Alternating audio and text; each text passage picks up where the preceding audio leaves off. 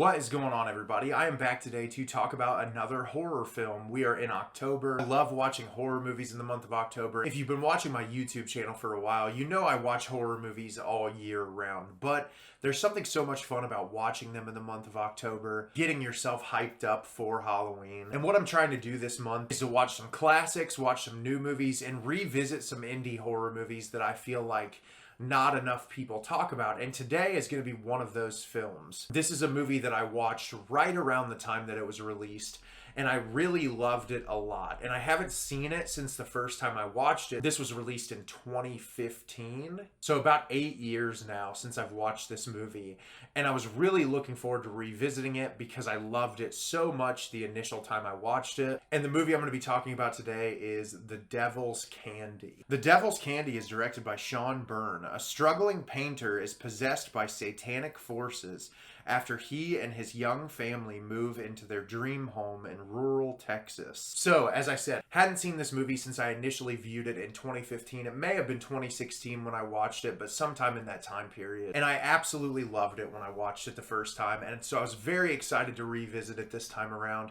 And I loved it equally as much this time around, even possibly more than I did the first time that I saw it. So the plot of this is very simple. At the beginning of the film, we see this character, Ray. He is playing guitar in his bedroom very loudly in the middle of the night, and he is confronted by his mother, and very early on he kills his mother by pushing her down a flight of stairs. And after pushing his mother down the flight of stairs, the door opens to assumingly his father, who screams, and it cuts away. Well, after that happens, we're introduced to the character of Jesse, played by Ethan Embry, and his wife and his daughter, his wife Astrid and his daughter Zoe, and they're living together in this house, and we find out very early on that he is an artist. And he wants to pursue his own creative work, but they're struggling on their bills, and so he's had to take commission work doing paintings for like the bank. He's painting these butterflies. So you can tell he's doing this work that he really can't stand. And you can tell really early on, him and his daughter are metalheads. They listen to metal all the time.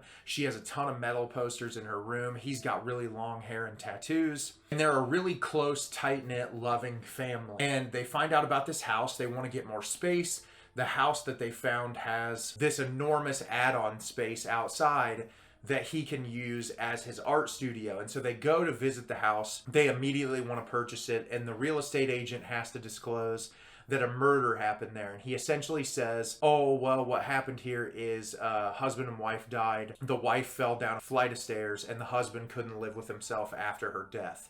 And so we know as an audience that that was the murder that we saw at the beginning of the film, and that there was a lot more to the situation than just that. So they move into the house, and one of the first nights that they're there, Ray shows up at the door, and he continuously shows up to the house because it's his parents' house. He says he needs to be back home. And whenever we cut to him, he's constantly hearing these sounds in his head of like chanting mixed with this really like low guttural music. And he plays the guitar really loud to try to drown those sounds out of his head. Well, really soon after that, Jesse starts hearing those noises and feels compelled to paint these pictures of these visions that he's seeing in his head whenever he hears those noises. And so the film is the paths of Ray and Jesse and his family cross, and the set of circumstances that leads them to meet, and what happens when those characters come into the picture. So, as I said, I hadn't seen this movie for probably like 8 years. It's been a while since I watched it, and I absolutely loved it just as much as the first time that I saw it. I think what this film does so well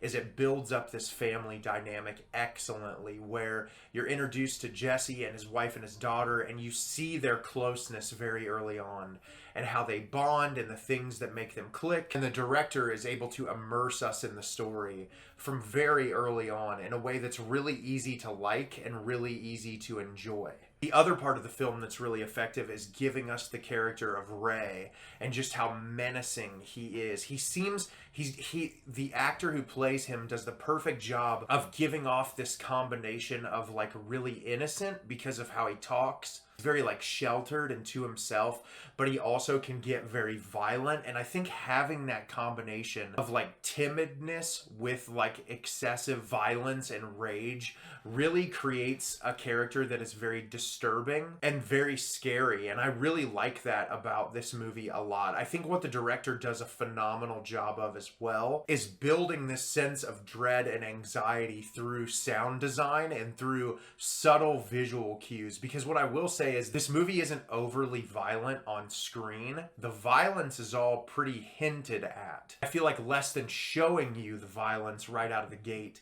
it's really more implying violent acts that are happening on screen. And there's something about that that is so incredibly scary that you're getting more of an implication of violence than actually seeing it on screen. And the way that the director is able to handle that is really fantastic. Like I said, the sound design in this mixed in with a very minimalist score is really fantastic and just leaves you as the viewer incredibly unsettled. And this movie takes a lot of twists and turns that I did not expect at all, and it executes them so perfectly well.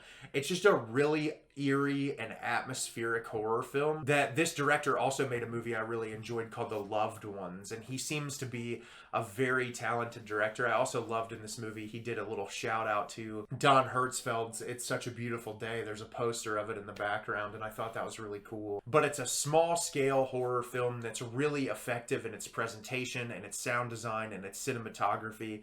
And if you've never seen it before, I'd highly recommend you check it out. So have you seen The Devil's Candy? Did you love it? Did you hate it? Leave me a comment down below and let me know what you thought. I thought this movie was absolutely fantastic. I'm so glad to add this into my rotation of regular Halloween watches. As always, if you like the video and subscribe to the channel, helps me out a lot and lets me know the type of content you're looking for. I'm always putting out new material and look forward to getting more out for you in the near future. As always, everyone, thank you so much for watching and have a great rest of your day.